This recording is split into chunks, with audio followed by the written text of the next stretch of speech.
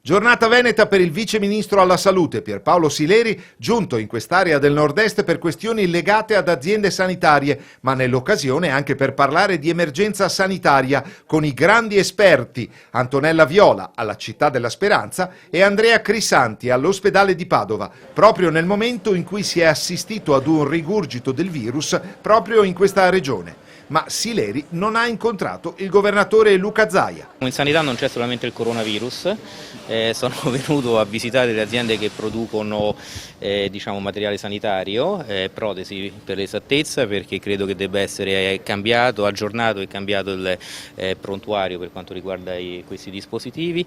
Avevo parlato poi col professore Crisanti, che a parte ci siamo sentiti spesso in queste settimane, in questi mesi, e la professoressa Viola, e quindi ho associato le due cose, così ho fatto un unico viaggio che credo che gli scienziati debbano parlare. Spesso i giornali mettono gli scienziati un po' uno contro l'altro quando raccontano le cose. La verità è che la comunità scientifica è molto unita ed è giusto che si scontri sulle cose scientifiche, ma non diventano politici, sono sempre scienziati, quindi per me era doveroso, passando per Padova, salutare loro.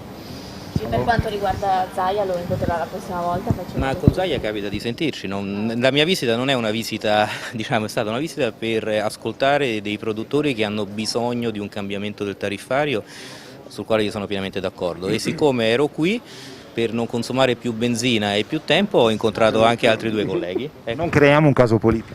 No, non c'è nulla di politico, in tutto ciò c'è un chirurgo che incontra due colleghi medici e un chirurgo prestato alla politica che incontra delle società che producono in Italia e che devono essere tutelate.